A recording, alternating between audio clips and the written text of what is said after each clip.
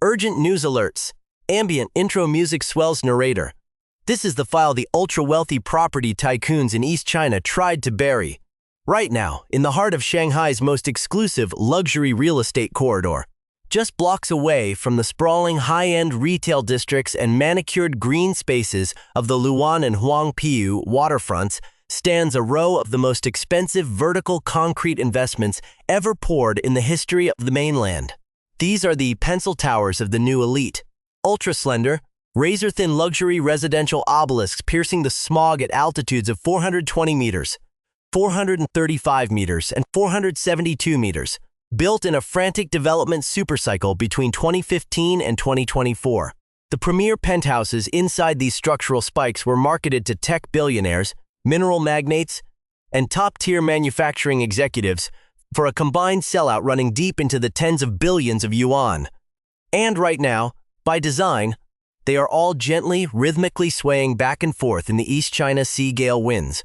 Music shifts, deep, thudding bass drops. That movement is not a structural mistake. That is exactly what the Municipal Engineering Institutes calculated they must do. When you build a residential skyscraper with the proportions of a literal toothpick, a completely rigid tower would simply snap under lateral wind loads. The structural engineers knew it. They ran the mathematics. They spent months inside the high-velocity wind tunnels at the China Academy of Building Research. And, in 2 of the 3 ultra-slender towers on this elite block, the engineering defense mechanism was identical, an astronomical. Suspended steel pendulum weighing over 700 metric tons, hung near the crown of the tower, precisely calibrated to swing in opposition to the wind and absorb the kinetic energy before it could vibrate the luxury apartments below.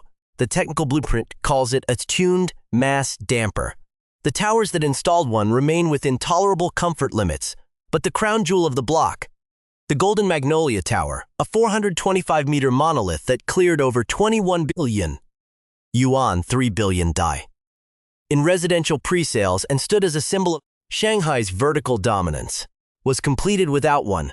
The file on the mainland pencil tower crisis is open. Music cuts to a low, tense drone. The narrative we are unraveling today isn't about 3 towers failing from the exact same structural crack. It is the exact opposite. It is an investigation into 3 hyper-expensive megastructures built on the same urban foundation, facing the identical laws of high-altitude physics, where 2 developers paid for the ultimate mechanical cure, and 1 mega-developer cut corners. The one that skipped the cure is now trapped in a nightmare scenario, furious billionaire residents filing massive civil complaints. The secondary resale market in an absolute, unprecedented freefall, and an investigation alleging systemic structural deception. The mechanism that separates survival from structural scandal is not invisible. It is the single most expensive piece of heavy mechanical equipment a super-tall residential skyscraper can possibly host. The question this investigative file demands an answer to is simple. Why did the most expensive residential address in East China go up without it? To understand how a multi-billion yuan elite investment turns into a vertical echo chamber of groaning steel, you have to understand what happens when high-velocity air mass slams into a razor-thin concrete column, when typhoons or seasonal gales track inbound from the coast and strike a 400-meter tower. The air does not smoothly part like water around a boat. At high velocities, the airflow detaches violently from the structural corners, creating alternating pockets of rotating low-pressure vacuums on opposite sides of the building facade. These low-pressure zones peel away from alternate edges in a continuous, violent, repeating cycle. In structural engineering textbooks, this phenomenon is known as von Karman vortex shedding.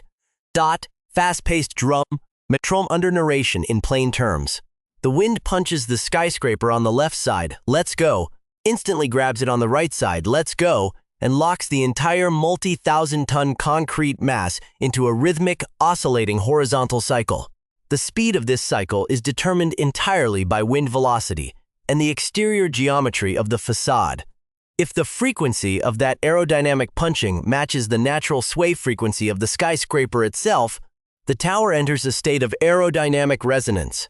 Each structural sway reinforces the next, building momentum, amplifying the arc of movement, If you are standing inside a thick, stout commercial tower with a standard height-to-width aspect ratio of 5:1 or 7:1, the sheer physical mass of the lower concrete core absorbs these dynamic forces passively. The wind slams it, and the occupants on the 80th floor feel absolutely nothing. But these new billionaire enclaves are not stout towers.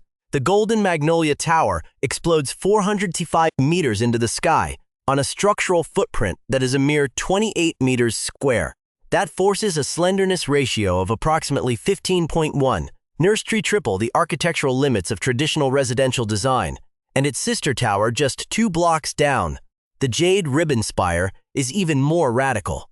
It reaches 435 meters in height on a base that is only 18 meters wide, a mind-bending, world-record slenderness ratio of 24:1, the thinnest residential skyscraper profile on Earth. Both structures face identical maritime physics. Both were pushed to structural thresholds never before attempted in the residential sector. There are only 2 ways for an engineering firm to defeat this physical reality. The first method is aerodynamic disruption. You break the wind's grip before it can organize into a resonant rhythm. You achieve this by leaving massive, double-height mechanical floors completely open to the elements every 12 to 15 stories. Building large, louvered structural voids that allow high-altitude gales to pass completely through the building's body, destroying the alternating low-pressure vortex before it can lock onto the facade. The second method is dynamic counteraction. You let the tower sway, and then you physically catch it. You suspend a massive block of dense steel or composite material near the 90th floor on high-tensile steel cables or heavy hydraulic tracks. As the typhoon winds push the tower 3 feet to the east, the 800-ton steel mass lags behind, shifting to the west, absorbing and neutralizing the kinetic energy before it can translate into the structural columns. The iconic Taipei 101 has one. The financial center towers of Shenzhen and Guangzhou have them.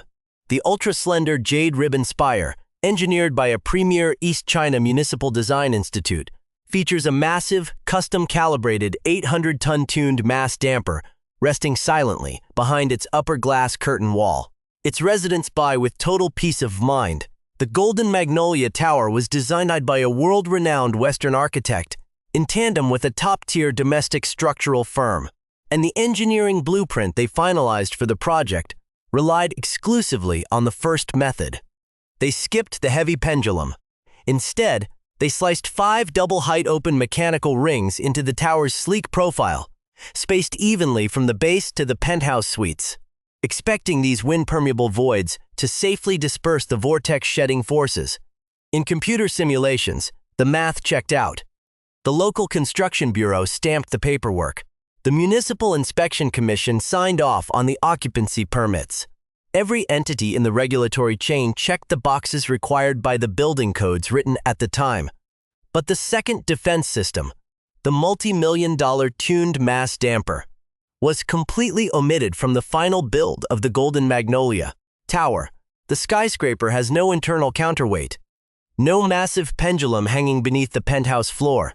Its entire strategy for surviving seasonal typhoons rests on those 5 open-air mechanical slots alone, and that design deviation is the exact fault line separating a flawless engineering achievement from the most litigious, high-profile real estate collapse in the modern history of East China. Before we expose what the wealthy elite discovered inside their multi-million yuan sky mansions during the first major storm season, and what internal corporate logs reveal the developers knew during the construction phase, I need you to answer something in the comments right now. If you had wired 550 million yuan, 80 million USD, for a triple-tier penthouse apartment at an altitude of 400 meters, only to discover that the thinnest skyscraper down the street was outfitted with an 800-ton stabilizing pendulum, while your building was left entirely hollow, would you classify that as a hidden architectural defect? Or would you accept it as the risk of buying into unproven, bleeding-edge architectural luxury? Drop your thoughts below, because the legal battle currently freezing this asset turns entirely on that distinction. Sound effect, drilling metallic undertone mixes, with the sound of wind rushing through, a hollow canyon narrator. To map the true structural timeline of the Golden Magnolia Tower, we have to look past the gold leaf brochures and dissect the actual structural chronology kept inside the municipal engineering archives. This tower was poured during an era of unprecedented speed, a multi-year construction race where concrete casting schedules were compressed into tight, hyper-efficient windows to meet intense pre-sale delivery targets. Ground broke on the Luan waterfront site in the spring of 2015. The engineering blueprints called for a continuous concrete pour of over 45,000 cubic meters of high-strength C80 reinforced concrete to form the subterranean foundation mat alone. For 72 hours straight, a non-stop convoy of heavy transit mixers choked the coastal avenue, laying the dense anchor meant to hold a 425-meter-tall toothpick upright against the soft, alluvial silt of the Yangtze River Delta. By 2018, the tower was climbing at a rate of one structural floor every 4 days. At that speed, the internal moisture levels of the concrete and the precise leveling of the structural core became critical variables.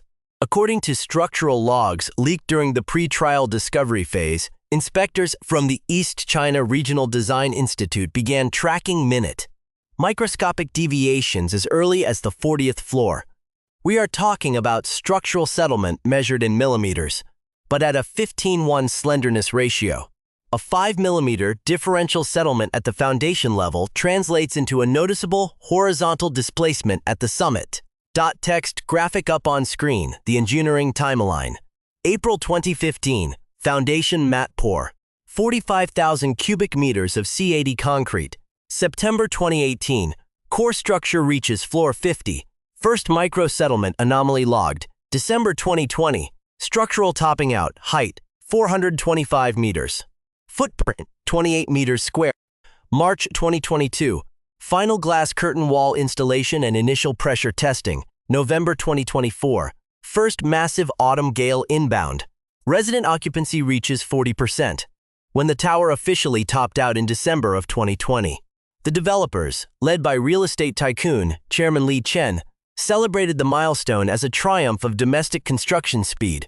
The building was a perfectly square column of glass and high-grade steel, its exterior pristine except for the 5 distinct, double-height open rings slicing through the facade every 12 to 15 stories. These open-air voids were designed to function as aerodynamic safety valves. The theory was sound. When a high-pressure wind front hit the tower, the open louvered floors would allow a substantial volume of air mass to blast straight through the building's core, completely disrupting the formation of the alternating low-pressure columns responsible for von Karman vortex shedding. But what the computer models failed to fully simulate was the brutal reality of operational friction. Music modulates to a harsh, industrial drone. The first major warning sign didn't come from a broken column. It came from the internal utility shafts. In November of 2024, an intense seasonal cold front swept across the East China Sea, bringing sustained gale-force winds screaming across the Shanghai waterfront at over 90 kilometers per hour. High up on the 70th, 80th, and 90th floors of the Golden Magnolia Tower, the first wave of ultra-wealthy residents were settling into their multi-million yuan apartments. What they experienced over those 48 hours was not luxury. It was a structural horror story. As the high-altitude winds accelerated through the open mechanical floors, they encountered the heavy vertical utility piping, electrical conduits, and high-speed elevator shafts that had to pass through those open voids to service the upper levels of the skyscraper. Because those mechanical floors were entirely unconditioned and open to the exterior elements, the wind created a severe, high-velocity pressure differential. The open louvers began to act like the reed of a massive musical instrument. A deep, sub-audible hum began vibrating through the concrete floors, registering at frequencies that human ears interpret not just as sound, but as an unsettling physical sensation of nausea and dread, according to emergency repair logs from the Municipal Construction Bureau. During that single wind event, the horizontal displacement at the top of the tower reached a calculated sway arc of nearly 65 centimeters in each direction. Without a 700-ton tuned mass damper to instantly counter and damp that movement, The building was left to rely entirely on its own structural flexibility to dissipate the energy. The tower bent exactly the way its engineers designed it to bend. It didn't break. But while the concrete core survived the stress test, the delicate, rigid internal infrastructure of the building could not handle the distortion sound effect. A sharp metal snap, followed by water-rushing high-pressure water risers, supplying the luxury penthouses on the 82nd floor, experienced severe shear stress where they passed through the floor slabs. The joints buckled. Within 3 hours, thousands of gallons of treated water were cascading down through the internal elevator shafts, shorting out the high-speed vertical transport systems and leaving residents trapped on the upper observation levels. Concurrently, the extreme architectural sway distorted the heavy steel tracks of the main express elevators. The structural tolerances for high-speed elevators in super-tall towers are incredibly tight, measured in fractions of an inch. As the building flexed back and forth under the wind load, the elevator cabs began to scrape violently against their guide rails, triggering automated emergency braking systems that stranded multiple occupants between floors for hours as the wind howled outside. The structural chronology reveals that the developer's engineering firm had run comprehensive wind tunnel models at China Academy of Building Research prior to construction. The simulations explicitly noted that while the open mechanical floors would prevent a structural collapse, the building's acceleration rates under high wind loads would push the absolute boundaries of human comfort. The math was clear. To ensure a stable, motionless luxury environment, a tuned mass damper was highly recommended. Yet, the corporate ledger shows that in the spring of 2016, a critical executive decision was made to delete the heavy Pendulum from the procurement budget. The omission saved the development consortium an estimated 140 million yuan, 20 million USD, in specialized fabrication, hydraulic dampening components, and structural reinforcement costs. They gambled that the open-air wind rings would be enough to slip past the local building codes, which strictly regulated whether a tower would fall down, but remained entirely silent on whether a billionaire's luxury bathtub would slosh water onto the floor during a heavy storm. The gamble paid off during the inspection phase, but it failed completely the moment the building had to face the real-world physics of the East China skyline. Sound effect, a deep multi-tone synth swell that mimics the reverberation of an earthquake or constructural resonance. To fully comprehend the massive risk profile written into the DNA of the Golden Magnolia Tower, you have to look beyond a single street in Shanghai. You have to trace the frantic history of hyper-slender engineering across the entire modern skyline of mainland China. Over the last 2 decades, the nation's rapid urbanization sparked a vertical arms race, transforming cities like Shenzhen, Guangzhou, Tianjin, and Chongqing into structural laboratories for extreme height and density. But when you push structural engineering to its absolute physical limits, the margin between a historic milestone and a structural scandal shrinks to zero. And the Golden Magnolia Tower is not an isolated experiment.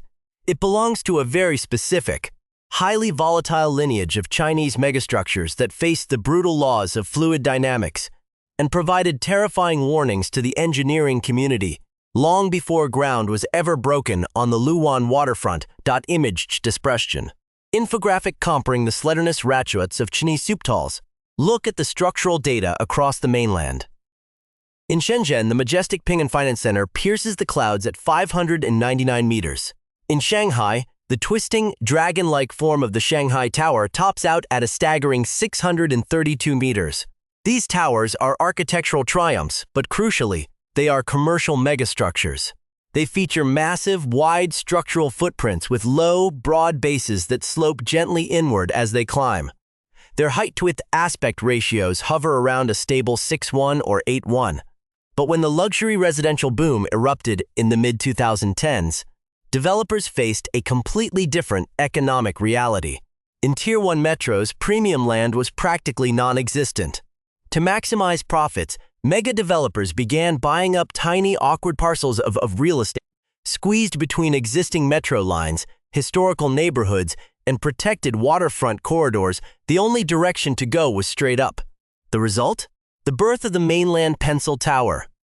To find the true structural ancestor of the Golden Magnolia's current crisis, we have to look south to the bustling tech capital of Shenzhen and examine the infamous case of the Seg Plaza in May of 2021. Music shifts to an urgent, ticking metronome. It was a calm afternoon in Shenzhen's Futian district. There was no typhoon. There was no seismic activity. Yet, out of nowhere, the 355-meter Seg Plaza skyscraper began to violently shake, vibrate, and sway on its axis. Thousands of terrified citizens scrambled through the streets as the tower wobbled in broad daylight. The local housing bureau and fire rescue teams instantly locked down the structure, enforcing an immediate occupancy ban that lasted for months, while teams from the China Academy of Building Research flooded the site. The diagnostic verdict? A classic, devastating case of vortex-induced resonance compounded by structural fatigue. The tower's rooftop steel masts had entered a state of perfect harmony with a specific low-speed wind current, transferring that kinetic energy directly down into the primary structural columns.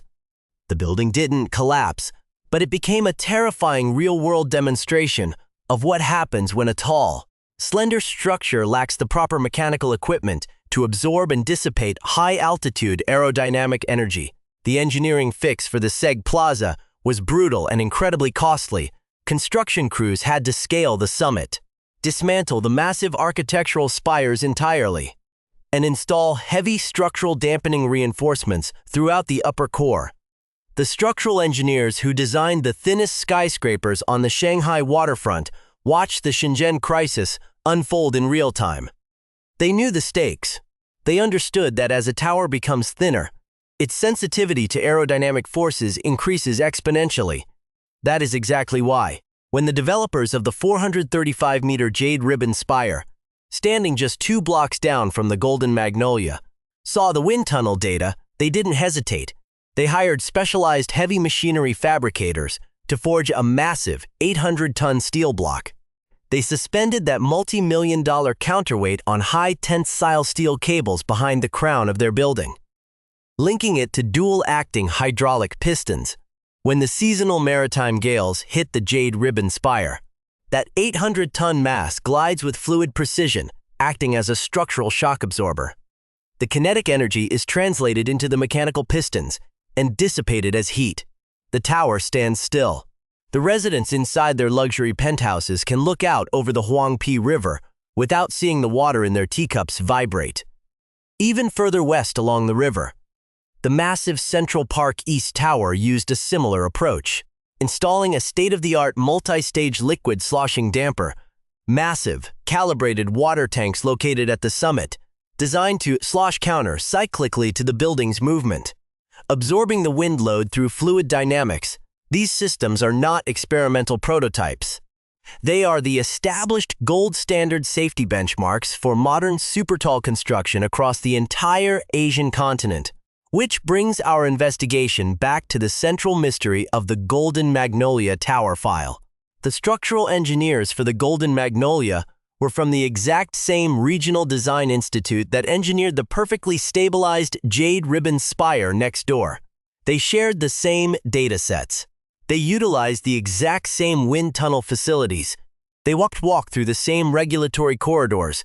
Yet, one tower received the ultimate mechanical defense system, while the multi-billion yuan flagship next door was left completely hollow, forced to battle the violent typhoons of East China, with nothing but 5 open holes punched through its concrete body. It is an engineering divergence that cannot be explained by science.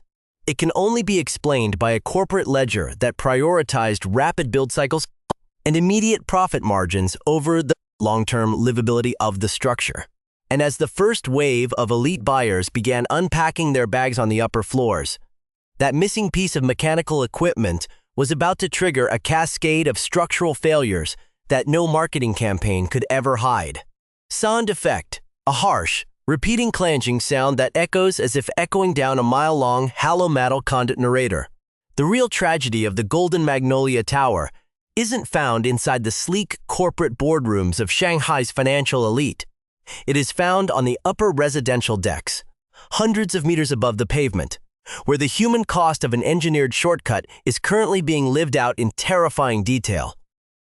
When you sell an apartment for 500 million yuan, your clientele expects absolute perfection. They are buying a sanctuary in the clouds. Instead, the buyers who moved their families into the upper tiers of this 425-meter toothpick found themselves trapped inside a vertical sound box that groaned, whistled, and shook every single time a weather front pushed in from the East China Sea. Let's look at the sworn testimony of Mr. Zhang Wei, a high-ranking technology entrepreneur who purchased a triple-tier duplex on the 85th floor for an astronomical 580 million yuan. According to civil filings lodged with the Shanghai Municipal People's Court, Zhang and his family began experiencing severe disruptions within 48 hours of moving their custom Italian furniture into the Sky Mansion. Music shifts to a tense. Lo Freaks Pulchang's legal affidavit describes an environment that felt less like a luxury residence and more like the interior of a straining maritime cargo ship. When wind velocities at the 400-meter mark crossed 60 kilometers per hour, the internal walls of the penthouse began to emit a prolonged, deep structural creaking. This wasn't the minor settling click of a typical residential high-rise. This was the terrifying sound of high-tensile steel rebar and high-strength concrete flexing under thousands of tons of dynamic lateral pressure. But the acoustic nightmare was only the beginning. Because the developer opted to skip the 700-ton tuned mass damper, the building's horizontal sway arc was entirely unchecked during seasonal gales. Zhang's filing notes that during a standard autumn storm, the water inside his master bathroom suite would slosh so violently that the tub became completely unusable. Chandelier fixtures swung in a continuous dizzying 3-foot arc. Heavy interior doors refused to latch because the violent structural distortion pulled the massive metal frames completely out of square. And then there was the phenomenon that the residents came to call the Magnolia whistle. Because the tower relied solely on those 5 double-height open mechanical rings to disrupt the wind. The high-pressure air currents blasting through the louvered voids created a massive vacuum effect inside the central utility core. The wind forced its way through the microscopic seals of the main elevator shafts and the high-performance structural entry doors. The result was a piercing, high-pitched acoustic scream that echoed through the hallways of the top 20 floors, making sleep virtually impossible for weeks on end. Dot's effect, a sudden, sharp explosion of metal and rushing water impact, chaotic, was the design of the tower's automated trash chute system. To preserve the pristine, square geometry of the exterior facade, the architectural blueprint incorporated a straight, uninterrupted, 400-meter vertical drop conduit running from the top penthouse down to the subterranean waste compaction facility. Without any internal offsets, baffles, or impact-breaking curves. The physics of the chute were catastrophic. Internal board meeting minutes from the building's private management committee reveal that when a standard bag of residential refuse was dropped from an upper floor, it accelerated to terminal velocity before impacting the bottom. The resulting sound reverberated through the structural core like a literal bomb, detonating inside the lower residential units every single time an occupant discarded their garbage. But the operational fragility of the Golden Magnolia Tower escalated from an expensive nuisance to a multi-million yuan disaster zone during the torrential typhoon season of late 2025 on the night of October 31st. A massive maritime low-pressure system slammed into the East China coast, pinning the Shanghai waterfront under sustained hurricane-force gusts. At the height of the storm, the unchecked lateral acceleration of the tower triggered a systematic failure of the building's primary fluid infrastructure, high-pressure water distribution mains located inside the unconditioned 83rd floor mechanical ring. Completely exposed to the freezing, high-velocity wind currents, suffered a catastrophic rupture. The structural joints, already undergoing intense shear stress due to the 65-centimeter sway of the tower core, simply snapped. Text graphic up on screen. The Dutch matrix flooded sectors. Floors 83 through 86 completely submerged. Bristockoff failure. 2 out of 4 main high-speed express lift shafts short-circuited. Property devastation. 35 luxury multi-million yuan residential units severely damaged by water intrusion. Direct asset loss. Certified interior property damage exceeding 68 million yuan, 9.7 million US. Insurance escalation. Building-wide structural insurance premiums surged by 300% within 12 months. The water intrusion was apocalyptic. Thousands of liters of high-pressure water flooded down through the structural slabs, wiping out the delicate electronic control modules of the tower's primary vertical transport network. Two of the main express elevator shafts were turned into literal vertical waterfalls, short-circuiting the high-voltage electrical arrays and rendering the upper half of the skyscraper completely inaccessible. During the height of this structural chaos, a resident named Mrs. Chen Shu entered one of the remaining active elevator cabs on the 76th floor. As the building swung violently in a massive wind gust, the automated safety sensors inside the lift shaft detected that the core distortion had exceeded safe operating alignments. The system instantly executed an emergency clampdown, freezing the cab in place. Mrs. Chen was left trapped inside a dark, swaying elevator box, suspended hundreds of meters above 57th Street Avenue, for exactly 1 hour and 25 minutes, while emergency crews battled the storm to manually release the brakes. By January of 2026, the building's newly formed board had seen enough. They realized their multi-million yuan investments were actively degrading. They hired an independent forensic engineering firm to conduct a comprehensive structural audit of the exterior facade. What that survey uncovered sent shockwaves through the local real estate market. The engineers identified a staggering 1,893 distinct construction and design defects riddling the building's exterior shell. More than half of those defects were formally classified as life safety hazards, including loose structural glass mountings, cracking concrete anchors along the open mechanical floors, and significant water infiltration into the primary load-bearing columns. Music drops out. Silent for emphasis, the most damning discovery?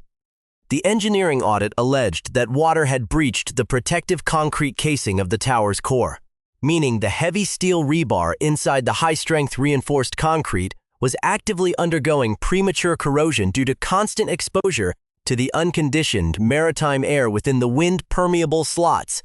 In April of 2026, the condo board unleashed a massive 46-page civil lawsuit against Chairman Li Chen's development consortium, demanding 1.15 billion yuan, 165 million USD, in total structural damages. But it was the specific legal language of the filing that changed the game forever. The plaintiffs didn't just allege negligence or cutting corners. They used a phrase that legally cross-fires straight into criminal territory: deliberate and far-reaching fraud. The 2026 court filings allege that the developer possessed a hidden facade survey as early as 2016, proving the structural vulnerabilities of the tower's open wind ring strategy, but explicitly concealed the data from buyers to protect pre-sale cash flows. Even worse, the lawsuit exposes a secret last-minute wording change inside the official consumer offering plan. The developer's legal team quietly altered the phrase "reinforced concrete that will prevent water penetration" to "reinforced concrete that was designed to prevent water penetration." One single word changed. A tactical swap from an absolute performance guarantee to an abstract engineering intention. Allegedly executed behind closed doors to immunize the billionaire developers from liability when the structural failures inevitably came to light.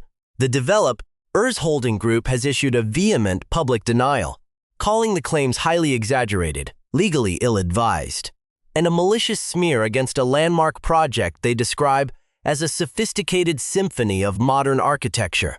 But as both sides gear up for a historic courtroom showdown in downtown Shanghai, the secondary market has already passed its own brutal verdict. Sound effect, the low, distant rumble of traffic, and other phenomena fades down into a cold, echoing silence narrator. The financial fallout radiating from the Golden Magnolia Tower has completely reshaped the psychology of high-end real estate across East China. For decades, the wealthiest investors on the mainland operated under a single unbreakable assumption: that premium, Tier 1 vertical concrete was an untouchable asset class. Height meant status. Status meant security. But today, the secondary resale market inside this 425-meter toothpick is experiencing a total, unprecedented institutional collapse. The wealthiest buyers in Asia have looked at the 1,893 documented facade defects, listened to the leaked audio of the structural groaning, and walked away from the closing tables. Let's look at the cold, hard transaction data now leaking out of the Shanghai Municipal Property Registry. Text graphic up on screen. The real estate revision floor 84 duplex, purchased for 94.5 million yuan. Sold in late 2024 for a staggering loss at just 43 million yuan. Floor 79 luxury suite, originally listed at an ambitious 945 million yuan, slashed to 644 million yuan, and finally liquidated in late 2023 for 459 million yuan. Less than half its original asking price. The Crown Penthouse, the multi-tier flagship acquired by a prominent mineral magnate in 2016 for 613 million yuan, has been languishing on the active market since 2021. It was cut to 1.18 billion yuan, cut again to 910 million yuan, and then slashed to 735 million yuan. As of the most recent market updates, even at that steep reduction, it remains entirely unsellable. Across the entire vertical profile of the Golden Magnolia Tower, secondary market comparables are tracking between 30% and 50% below their original pre-sale valuation metrics. In an urban luxury market that was otherwise climbing over the exact same fiscal period, the Golden Magnolia has become the single most visible asset moving in the wrong direction. Music modulates to a tense, analytical undertone. The remediation bills currently stacking up inside the developer's headquarters are astronomical. Crews have spent months attempting to inject advanced chemical sealants into the leaking high-pressure water risers. They have re-encored damaged elevator guide infrastructure inside the flooded express shafts, and they have frantically replaced failing window seals across the upper residential decks. But there is one specific category of remediation that, by the unyielding laws of physics, simply cannot be performed: a 700-ton tuned mass damper, the massive, hydraulically balanced steel pendulum that the neighboring jade ribbon spire installed before its concrete was cured, cannot now be retrofitted into a fully completed, fully occupied luxury residential tower at an altitude of over 1,000 feet. There is no structural or logistical pathway to transport that colossal mass to the top of the Golden Magnolia Tower in any cost-effective way. The building's structural footprint is locked. Its frame is set. The missing pendulum question is permanent.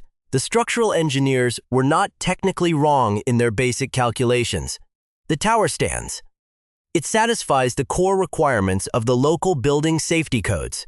But the tragic irony of the Golden Magnolia's engineering strategy is this: the 5 open-air mechanical rings that successfully prevented the building from snapping in a typhoon are the exact components that made the tower operationally fragile.